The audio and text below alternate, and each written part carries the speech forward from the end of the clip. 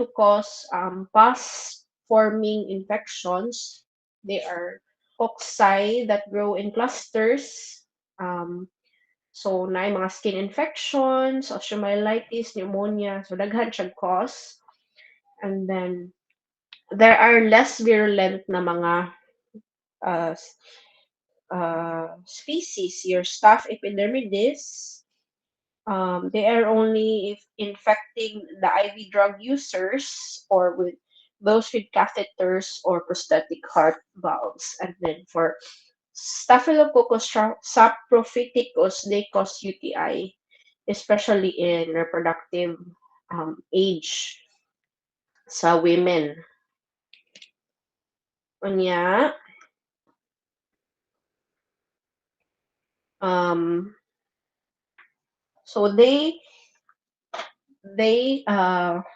cause virulence by their surface proteins that allow the host cell adherence. They degrade host proteins, promoting invasion and tissue destruction. They also have toxins that damage host cell membranes and induce sloughing and vomiting or shock. So, they also cause antibiotic resistance because this is a wide range of infection man. So, every time a patient is infected with Staphylococcus aureus, lain-lain na antibiotics ang ginagamit. And then, there is this MRSA, your methicillin-resistant S. aureus, which can now be um, a virulent community-acquired infection. So, MRSA can happen if commonly if sa hospital kanang dugay na kaayo sa ICU, daghan na kaayo gibombard na og lain-lain nga antibiotics, sometimes ang patient magka-MRSA na sila. And then um there is naanata sa streptococcus and enterococcus infection. So they are cocci that grow in pair or chains. They are classified by the pattern of hemolysis and blood agar. So beta hemolysis is the complete hemolysis, alpha hemolysis your partial hemolysis, and your gamma hemolysis is no hemolysis. So beta hemolytic streptococci are grouped by their carbohydrate Landsfield antigens. So the group A, your strep pyogenes, they cause pharyngitis, scarlet fever, erysipelas, impetigo, rheumatic fever, toxic shock, necrotizing fasciitis, and glomerulonephritis. And then for group B, your Streptococcus agalactiae, they colonize the female genital tract and causes chorioamnionitis in pregnancy, and neonatal sepsis, and meningitis. So, um, the alpha hemolytic streptococci include your Streptococcus pneumoniae, which is a common cause of your community-acquired pneumonia in adults and also meningitis in children. The virulence group include your both alpha and gamma hemolytic strep that are normal oral flora but can cause endocarditis. For Streptococcus mutans, they are the major cause of your what? Dental caries. They metabolize sucrose to lactic acid, which will demineralize your tooth enamel. And then enterococci, they cause endocarditis and UTIs, and many of these are antibiotic resistant. And then they have this antiphagocytic capsule and produces enzymes that degrade your host tissues. And then they are characterized by diffuse interstitial neutrophilic infiltrates with minimal host tissue destruction.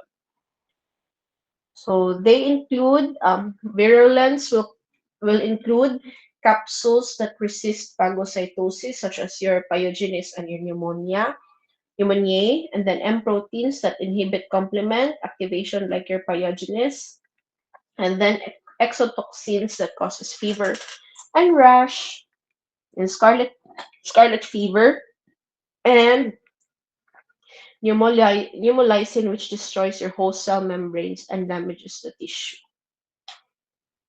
So diphtheria, nata, they are caused by Corynebacterium diphtheriae. They are gram-positive rods with club ends.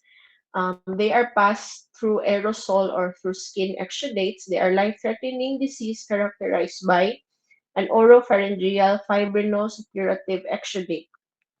The Corynebacterium diphtheriae growth in this membrane elaborates an exotoxin that injures the heart, the nerves, and other organs. So the toxin is a phage-encoded two-part A to B toxin that blocks host protein synthesis. The B fragment binds on cell surface and facilitates entry of the A subunit. And then the A subunit blocks protein synthesis by adenosine diphosphate, ribosylation, and ribosylation of and elongation of your factor 2. So listeriosis, they are gram-positive facultative intracellular bacillus. They cause sepsis and meningitis in elderly and immunocompromised people. They also cause placental infection in pregnant women with consequent neonatal infection. So they express the leucine-rich proteins called your internalins that bind epithelial E-cadherin and promote internalization. The bacillus then uses listeriolysin O and two phospholipases to degrade the phagolysosome membranes and escape into the cytoplasm. Anthrax. This is a spore-forming gram-positive bacillus prevalent in animals having contact with spore-contaminated soil. So the humans contract the anthrax by exposure to contaminated animal products or powdered spores, which is used as a biological weapon. So there are three types of your anthrax: the cutaneous anthrax, which is a painless pruritic papule that becomes edematous vesicles followed by a black scar. So that is a cutaneous anthrax. For inhalation anthrax, they are rapidly leading to sepsis, shock, and frequently death. And then for gastrointestinal, they are contracted by contaminated meat, causes severe bloody diarrhea, and death. So the toxin is composed of a beta subunit involved in toxin endocytosis and alpha subunit of the two different types. So the edema factor converts adenosine triphosphate to CAMP, which causes cellular water efflux. The lethal factor is a protease that causes cell death. So the example there, it's a anthrax in the subcapsular sinus of a lymph node of a patient who died with inhalational anthrax. It is from the hilar area, so sa lungs. Nocardia, read na lang na si nocardia, di makaya na siya common. So Neisseria, they are gram-negative diplococci. They have astringent in vitro growth. They require sheep blood enriched or chocolate agar. So for Neisseria meningitidis, it is an important cause of bacterial meningitis, especially in children younger than age 2.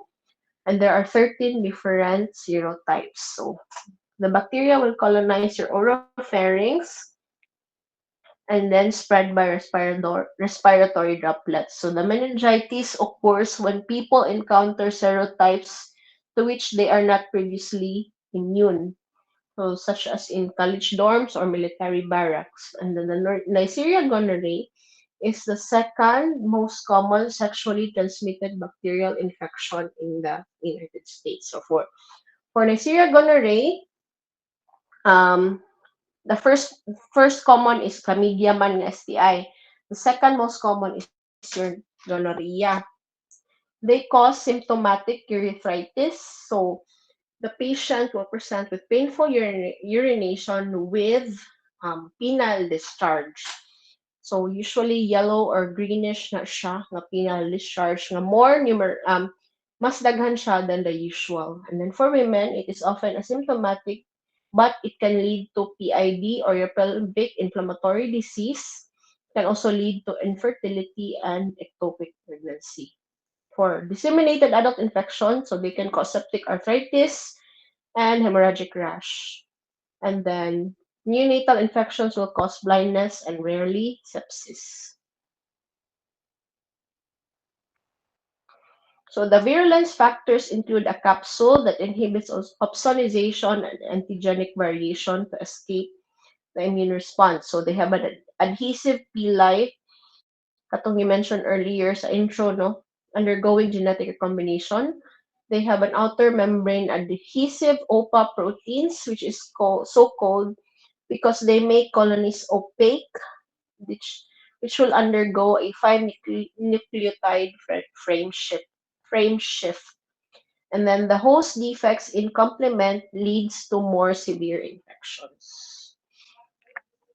Pertussis. So no, before pertussis is not so common, no, pero just recently, marag around the month of May, nag-outbreak si pertussis, the whooping cough.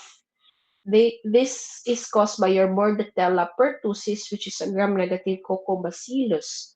They are highly communicable illness characterized by paroxysms of violent cough. They are coordinated expressions of yes. It's a Excuse, question. excuse me, Doc. Kanang whooping cough, bago man na karon, right? Itong gibalita. Or, Mm. dugay na din na siya. Atong pag-May, Hot dug, muna siya, kato din. nag-outbreak. Ah, okay, okay. Nag-outbreak si pertussis atong May. Yeah. They have a coordinated expression of virulence factors regulated by the Bordetella virulence gene locus. So, the heme agglutinin binds to your respiratory epithelium, carbohydrates, and macrophage MAC1 integrin. So, timanin ninyo. And then the pertussis toxin, ADP rebosylates and inactivates your guanine nucleotide binding proteins, and then the G proteins cannot transduce signals, and the bronchial epithelium cilia are paralyzed. Thus, wala siyang mag-whoop siya kay maglisod man sila. Di man mo lihok ang cilia nga mo propel unta sa inyong mucus inside the lungs. The infection will cause laryngotracheobronchitis with mucosal erosion and mucopurulent exudates associated with a striking peripheral lymphocytosis. Okay, muna si whooping cough. So, Pseudomonas, this is an opportunistic aerobic gram-negative bacillus. They are seen in patients with cystic fibrosis, burns, or neutropenia and is common hospital-acquired infection. It can cause corneal keratitis in contact lenses wearers and external otitis media or the swimmer's ear in normal individuals. Pseudomonas pneumonia can cause extensive tissue necrosis by vascular invasion with subsequent thrombosis. And then the skin infections will give rise to well-demarcated necrotic and hemorrhagic skin lesions like your eczema gangrenosum. So the virulence factors, they include the following: the pili and adherence proteins bind to epithelial cells and lung mucin, the endotoxin that cause gram-negative sepsis and disseminated intravascular coagulation, and then the exotoxin A that inhibits protein synthesis by the same mechanism as your diphtheria toxin. So phospholipase C, they lyse red cells and degrade surfactant and an elastase that degrade IgG and extracellular matrix. And there is also iron-containing compounds that are toxic to the endothelium. And those with cystic fibrosis, the organism will secrete an exopolysaccharide alginate that forms a slimy biofilm that protects bacteria from antibodies, complement phagocytes, and antibiotics. Bubonic plague. So your Yersinia pestis is a gram-negative facultative intracellular bacterium with three clinically important species. So Yersinia pestis, which causes plague, Yersinia enterocolitica, and Yersinia pseudotuberculosis cause your fecal-oral transmitted elytis and mesenteric lymphadenitis. So, read na lang ni nga part. And then your chancroid and your granuloma inguinale. So, the chancroid is a soft chancre na siya, which is an acute venereal ulcerative genital infection caused by Haemophilus ducreyi, which is most common in Africa and Southeast Asia. And then the ulcerations probably serve as your important cofactor in HIV transmission. So the granuloma inguinale is a STD caused by Klebsiella granulomatis, which is a minute encapsulated coccobacillus. Wait, unsa to siya, Doc? Like, kuan? Um, Unsa man? ah, balik na tong past nga, kuan, Doc. Unsa man chancroid? Unsa man soft chancre? Unsa yung ana? Kung nakahibaw ka, kung familiar mo sa chancre nga caused by your syphilis, mura na siyang ulcer, skin ulcer tanawon. If mo yung kag chancroid, soft chancre, mas wet siya tanawon physically. It still looks like an ulcerated na area, but it is more kanang mura siya Murag magnana, Doc? murag mas nana siya og naong kaysa sa kanang chancre sa Okay, okay. syphilis. Oo. So, lain-lain siya og causative agent. So, if it's soft chancre, most likely it's from your Haemophilus ducreyi. And then for the hard chancre, it's usually from your syphilis. Okay. So, i-read na lang ni diri na area. TB, tuberculosis infection caused by your PTB, Mycobacterium tuberculosis, transmitted from person to person as an aerosol and is increasingly multi-drug resistant. So, naano na ginatawag og MDR-TB, multi-drug resistant tuberculosis, because ang reason na ano kay the patients are supposedly obliged to undergo treatment for 6 months niya. Kapuyan man guna sila, no? Okay, of course, bisag 1 to 2 months pa lang ka nag-take, you will no longer have symptoms. Pero you are supposedly required to finish the 6 months treatment kay para completely mamatay jud ang organism because it's hard to treat. It's hard to treat man na siya. The virulence is based on the properties of the cell wall, and then the host recognition of your tuberculosis organisms involve multiple innate pathogen-associated molecular patterns like your lipoproteins and glycolipids, triggering your toll-like receptors 2 and 9. So the outcome of infection depends on the host immunity. So the infection will lead to induction of the Th1 mediated delayed hypersensitivity response that activate your macrophage. So it promotes endocytosis and healing via your nitric oxide and autophagy. And then it also promotes cytocidal activity through your tumor necrosis factor and defensin production. It will also surround microbes with granulomatous inflammation. So, kani siya, kabalo naman mo ani, we've been tackling cascating granulomas naman. Again, the granulomas that are formed is they are typically seen in your apex, lung apex, and draining lymph node, which is your GON complex.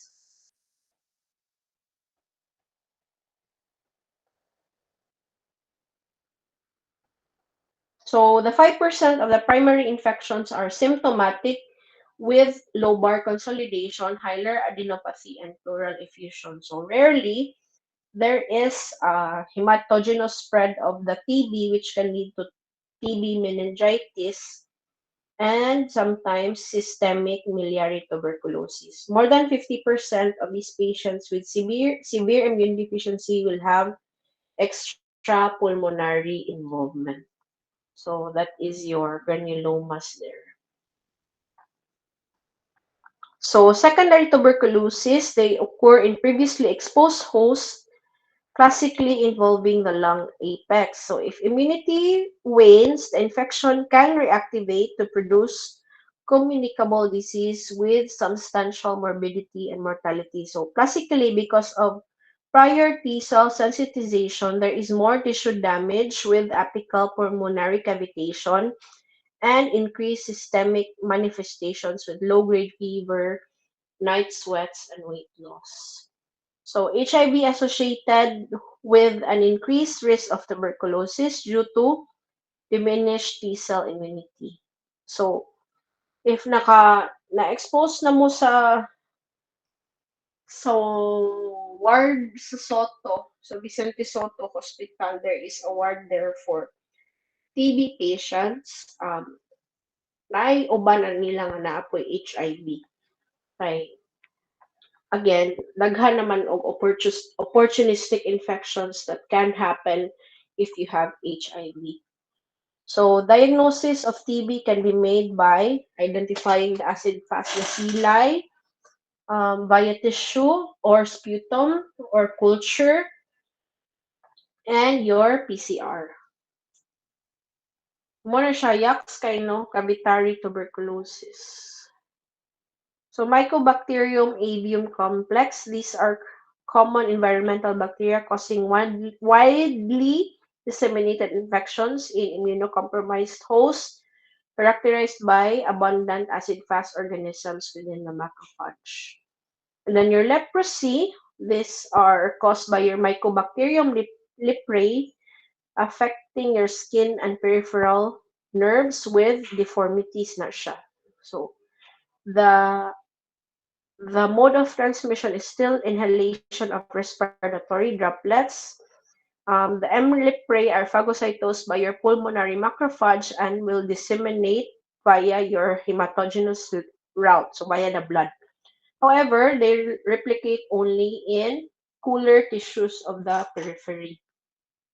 So it is based on host immune response. So there is a tuberculoid leprosy and a lepromatous allergic leprosy.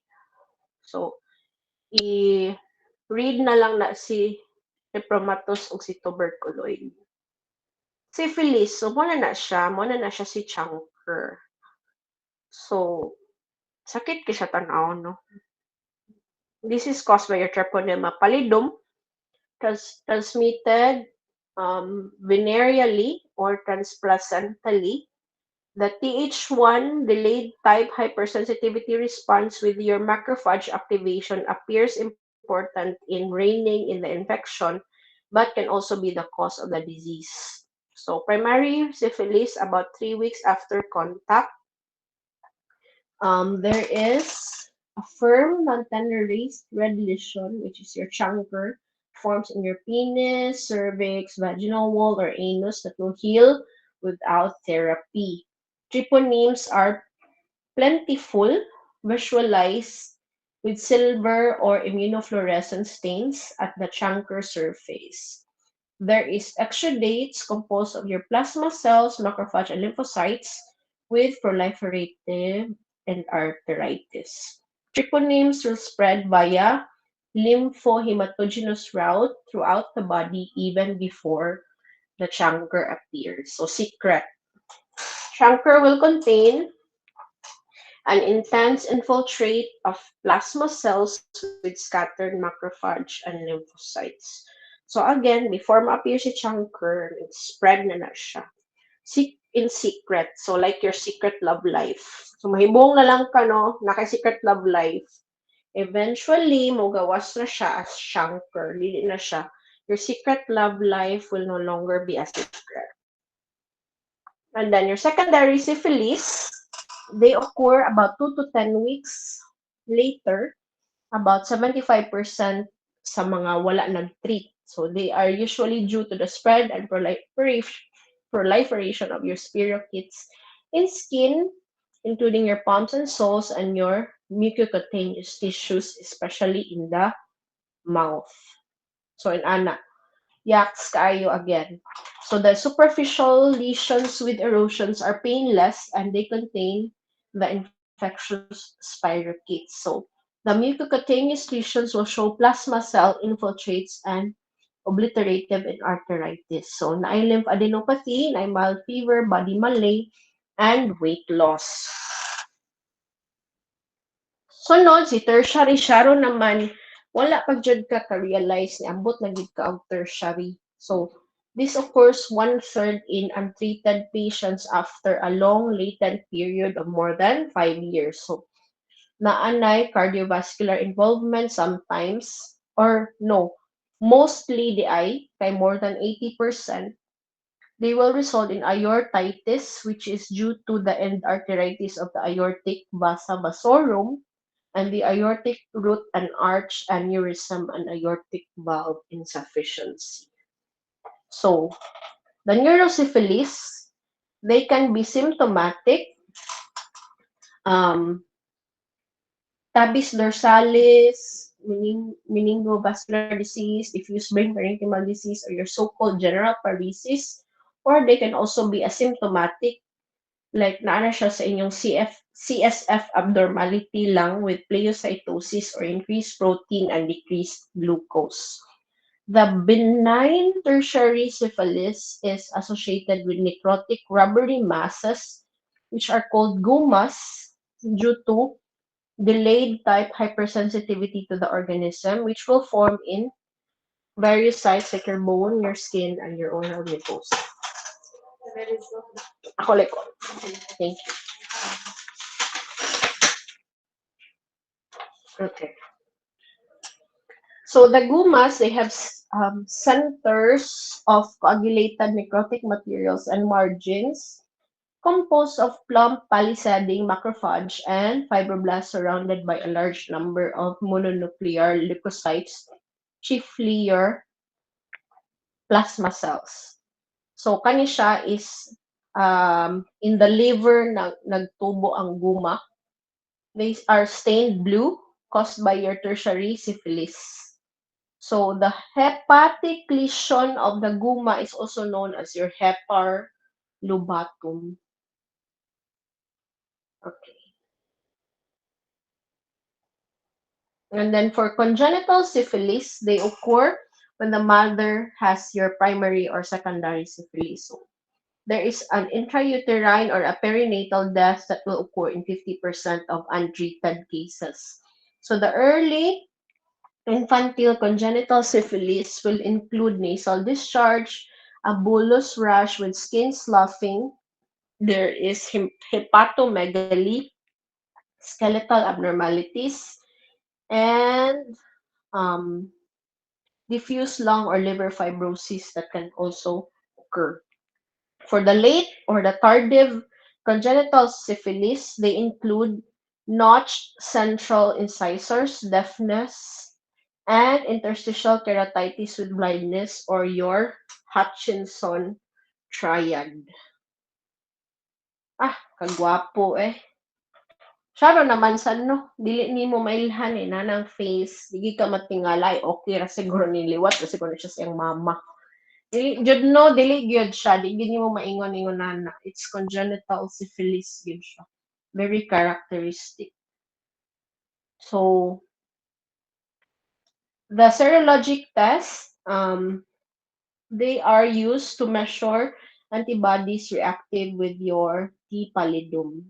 So the non-treponemal test, which is your BDRL, your RPR, they measure the antibody to cardiolipin, which is a phospholipid in troponins and normal tissues. So both tests become positive approximately after 6 weeks after infection, but are moderately sensitive only for primary syphilis and more than 95% sensitive for secondary syphilis.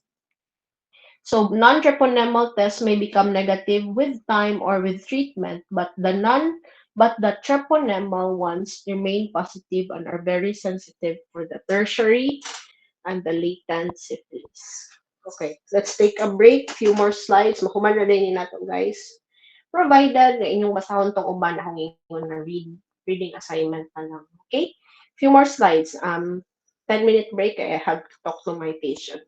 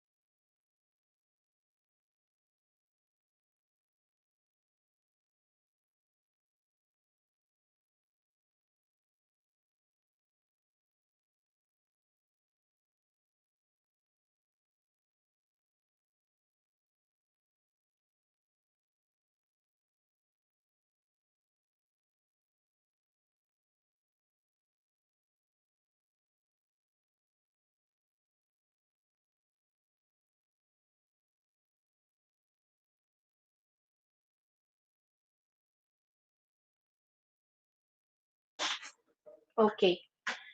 So, Lyme disease na ta. This is also a spirochete yapon siya.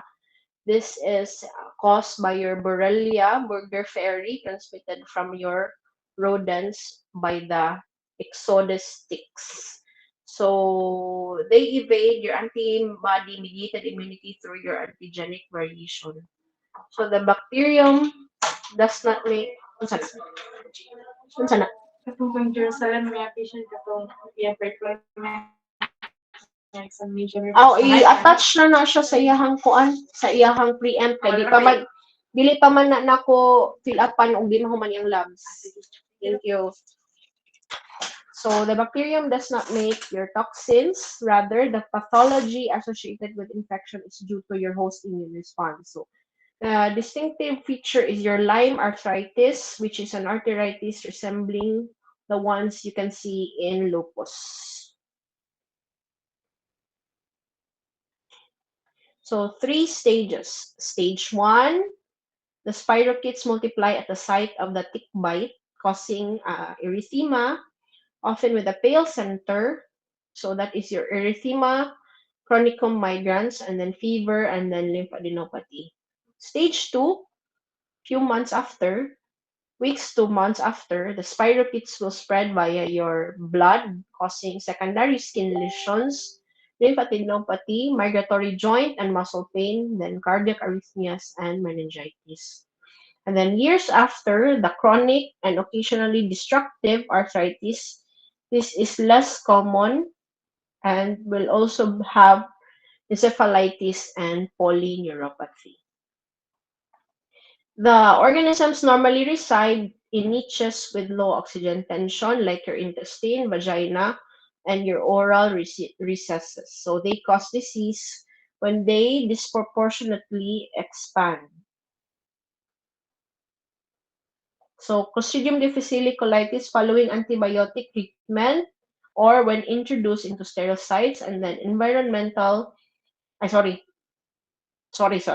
Dili na ni siya Lyme disease dahil narata sa anaerobic bacteria. So these ones are the anaerobic bacteria will reside in those with low oxygen tension. So in intestines, in vagina and your oral recesses. So they cause disease when they are disproportionately expanded. So, motocyclostridium difficile colitis following an antibiotic treatment. So, katong ingon nga si clindamycin. So, dili dito si perfringens difficile dito, sorry. So, when they are introduced when they have an antibiotic treatment. And then environmental anaerobes, they also cause your disease, such as your tetanus and botulism.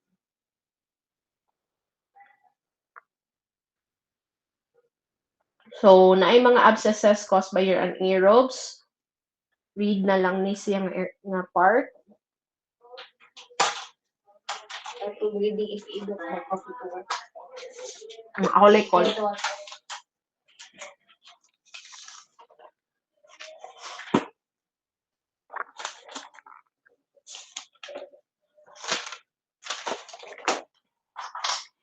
And then, kani, these are gram-positive bacillus anaerobes that can produce spores in the soil. So, Clostridium perfringens, Clostridium septicum causes cellulitis and muscle necrosis in wounds. So, your gas gangrene can cause food poisoning and small bowel infection in ischemic or neutropenic patients. So, the Clostridium perfringens secretes 14 toxins, which is the most important being your alpha toxin, including phospholipase C that degrades erythrocyte, muscle, and platelet cell membranes, and sphingomyelinase that causes nerve sheath damage. And then your Clostridium tetani in wounds. So, example, the umbilical stump of your newborn, they release a neurotoxin, your tetanospasmin. They can cause tetanus, tetanic convulsive contractions of skeletal muscles by blocking the release of your GABA, which is your gamma, gamma aminobutyric acid, or your GABA, a neurotransmitter that will inhibit motor neuron activity. So your Clostridium botulinum, again, it will grow in canned foods, releasing a neurotoxin, causing flaccid paralysis of your respiratory and skeletal muscle by blocking your acetylcholine release. So the Botox is used in cosmetic surgery for its ability to paralyze strategically selected facial muscles. So kinsa may kabalo diri nga the Botox is actually a botulinum toxin nga ibutang sa inyong skin. Ganahan mo ana. Kung dili ko ganahan ana, I don't want to have Botox. Kung ma-old na ko, di ko mag-Botox. I don't want that in my face. It's a toxin. It's weird. Thinking, no, na toxin imong face, para dili mo lihok, dili mo age. And bago lang ko nakabalo na if you get a Botox, you cannot stop. Kaya na siya certain validity. Botox, but then your Botox is good for 1 year. By next year, you have to get that Botox again to keep it firm and keep it na dili kuan. So dili na siya one time ra nga treatment, no. So there is a certain expiration date. So good luck sa magpa-Botox in the future. Napoy uban, no, magpa-Botox like mm, kana bitang singoton og ilok, like if you have excessive sweat glands in your underarm, ipa-Botox po na siya para dili na ka mag-sweat. So, naapo na siya. It can be used. So, gamit siya, di ba, kaysa sa kuan. Because you don't want nga magsikag ilisanina, kay dali ka mag-sweat sa imong armpit. So, mag-Botox ka to make it stop. Okay. So, mo ni si Clostridium difficile. So, again, my mistake. The one that will cause pseudomembranous colitis is your difficile. No? So, toxin A stimulates your chemokine production to recruit leukocytes, and then toxin B causes cytopathic effects in your cultured cells. Nanata sa obligate intracellular bacteria, they are the ones under this one is your chlamydia, chlamydia trachomatis. They exist in two forms. Metabolically inactive but infectious spore-like elementary body, which is internalized by receptor-mediated endocytosis. And then inside the host cells, endosomes, the EB will differentiate into the metabolically active reticulate body, which is the replicates to form new EB for release. So they are they cause disease by particular serotypes. So your trachoma, which is an ocular infection of your children caused by serotype A, B, and C, and then your urogenital infections and conjunctivitis will cause is caused by your serotype D to K. So the chlamydia is the most common bacterial sexually transmitted infection in the world. Although frequently asymptomatic, um, the urogenital symptoms of this can cause epididymitis, prostatitis, and then your pelvic inflammatory disease. It can also cause your pharyngitis, your conjunctivitis, perihepatic inflammation, and proctitis. So your lymphogranuloma venereum, serotypes L1, L2, L3 is a sporadic genital infection in the US and Western Europe. It is endemic in parts of Asia, Africa, Caribbean, and South America. 2 to 6 weeks after the infection, the organism growth and immune response in draining lymph nodes lead to painful adenopathy. And then the lesions will contain a mix of granulomatous and neutrophilic response with irregular foci of necrosis, so your stellate abscesses. The chlamydial inclusions can be seen in epithelial or inflammatory cells. Rickettsia, basa-basa. The rickettsia, di mo na siya common. Read na lang ni few slides. And then a short discussion on fungal infections. So, may upat, superficial or cutaneous, subcutaneous, endemic, and opportunistic. So, candidiasis, they are part of the normal flora of the skin, mouth, and GI. They occur as yeast and pseudohyphal forms. So they cause superficial infections in healthy individuals, and they can cause disseminated visceral infections in neutropenic patients that can occur when the skin barriers are breached. So the virulence factors include your adhesins that mediate binding, the enzymes that contribute to invasiveness, catalase that aid intracellular survival, and the ability to grow as biofilms on devices.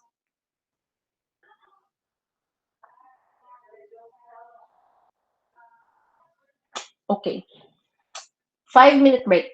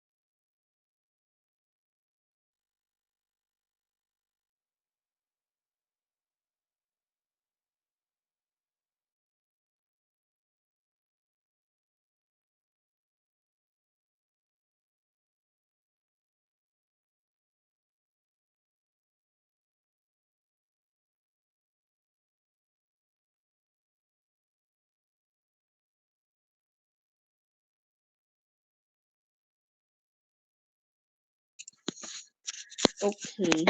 So, naana ta sa candidiasis. Hapit na gid ta mahuman. Board na mo. Daghan kaayo. So, mo na siya. So, for candidiasis, the innate immunity and your T cells are responses are important for protection. Your neutrophil and your macrophage phagocytosis and oxidative killing are the first line in defense.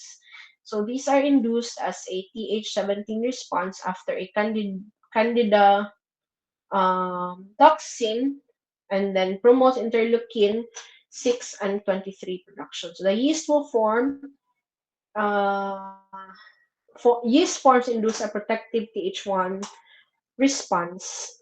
Filamentous forms will tend to induce a non-protective Th2 response. So, the superficial infections of the mouth and the vagina are most common, producing superficial curdy white patches.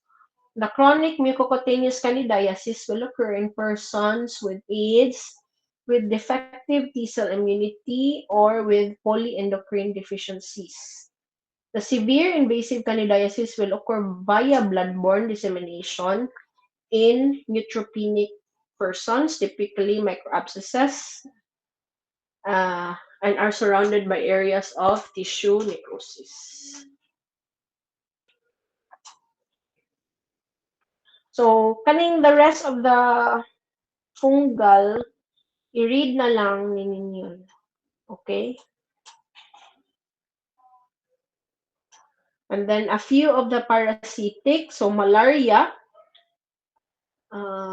If you are fond of going to Palawan, no, so the Palawan, the place, Puerto man siguro, Puerto Princesa is endemic gid na nila ang malaria. So the malaria is always there. So they are from a mosquito. Your sorry na mosquito. Aedes bang dengue then Anopheles ang kuan. From the mosquito's salivary gland, the sporozoites will enter the bloodstream and invade via the hepatocyte receptor for thrombospondin and properdin. So the parasite will multiply rapidly, causing his hepatocyte rupture and release of your merozoites, which are asexual. So for the variants of your malaria, the Plasmodium falciparum is the one that is causing severe malaria. So, basahan na lang ha.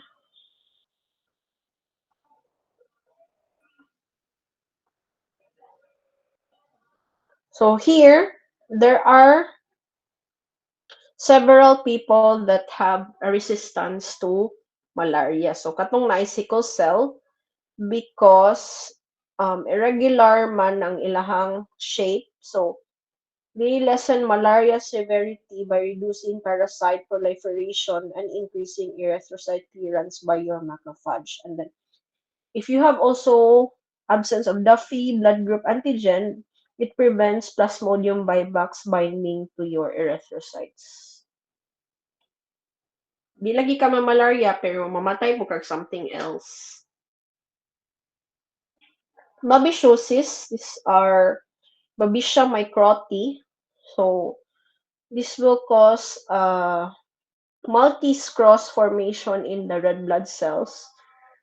They are malaria-like protozoans transmitted from white-footed mice to humans by, again, your Exodus ticks. Leishmania, they are chronic inflammatory disease of the skin, the mucous membranes, and the viscera caused by Leishmania species. They are obligate intracellular parasites transmitted by sandfly. So the life cycle will involve the promastigotes and your amastigotes.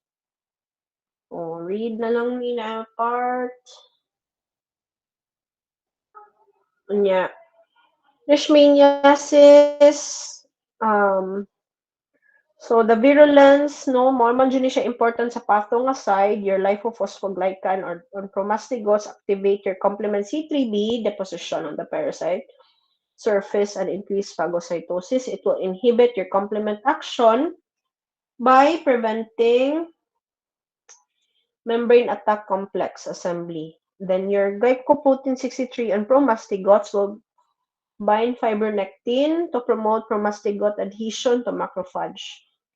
Cleaves complement and lysosomal antimicrobial enzymes to frustrate killing. And then a proton pump in a mastigot reduces macrophage phagolysosome acidity. Trypanosomiasis. So trypanosoma, they are extracellular parasites transmitted by your tsetse fly. So, read na lang ni mga parasitic infections, no? So, just read on this na lang, guys. Kay, napara ba yung long quiz ang C4? So, again, your long quiz is at 5. Is it okay if I give you the post quiz at 4:30 to 5? 15 items naman. Itong gi-highlight naman ako ng mga questions ang mong gawas. Ako na lang i-post at 4:30 to 5. Asa man to? Sa may ni-react. Yes, Cirilo. Sa man. Hello, Doc. Good afternoon once again. Doc, pwede mag-ask ka ng, if okay ra, Doc, kuan, Doc, ba ka ng, regarding bitaw sa long quiz later, Doc, sa 5 p.m., pwede, dili pwede tomorrow, Doc. Karon lang siya. May klase ugma. Dili pwede kay ma-question ni. Okay. Oh. So, karon lang after natin, Doc. Ano na lagi? Schedule naman na nato last week. Yes. Sige, Doc. Sige, Doc. Ang C3 done na sila yesterday. So, kamo na lang ang wala naka long quiz. So, karon na ninyo i-take at 5 p.m. Yeah, 4:30 ang post-lecture quiz. Okay? So, lastly, last 2 slides, agents of bioterrorism. Bioterrorism is the use of biologic or chemical agents as weapons, and microorganisms are classified based on an assessment of which pose the greatest danger. So these pathogens pose the greatest danger due to efficient disease transmission, significant morbidity and mortality, relative ease of production and distribution, and difficulty in defending against or the ability to provoke alarm and fear in the general public. So, mo na siya categories of your agents of bioterrorism. So, kana siya, i-read na lang na siya. Okay? Bacteria sometimes is the only culture some people have. Oh my gosh. Thank you so much, guys. It's a long discussion, no? So, kindly read na lang those that giagian lang nato. Kuan naman na siya kanang. What's there? Mo na gina siya. Wala na siya further drama, further explanation. What's there in the PowerPoint? Mo na siya. Okay? So, Excuse me, 4:30 Doc. to 5. Sa tong exam na to, Unsa man? ay, excuse me, Doc, kanang puhon sa tong exam, Doc, sa P2, ato ang lesson is covered from the first lesson of P2 to this one, right? Oo. And Hemodynamic. pwede mag-ask, Doc, if kanang asa ka mag-base mo ang mga questions, Doc? Like Unsa? kanang pwede mo mag-ask asa ka mag-base sa mga questions nga ipang-release nga connect ari na nga PowerPoint or akong pamilain giingon, book or Sa sources of infectious is dirira sa PowerPoint tanan ang infectious. Hemodynamic, you have to read the book kay ang gihatag ni Dr. Floyd dili siya complete no ang katong PowerPoint. So kami dire sa team teaching na mo lahi-lahi may assign topics. As for my topic, the infectious one, all will be book based na siya. okay thank you, Doc. Sorry, PowerPoint based, and then the rest is you use the book as well. Yeah. Next week the topic is environmental man na siya. I will still be the one to make the PowerPoint presentation. So dito ra gyapon ko magkuhaan na sa PowerPoint para ma-lessen ang inyong burden sa book. Kaya na pa may uban lecturers na they will base their Thank you, questions sa Doc. book. So for infectious and environmental, PowerPoint na siya. Kinsa pa to yung na-line question? Emmanuel ba to? Sa to? Emmanueli? Do you have? Same question na, Doc. So, okay na. Okay, sige. So thank you again, everyone. I will upload the PDF copy of your lecture for this afternoon. You have a great day, everyone. Bye-bye. Bye, Doc. Bye, Doc.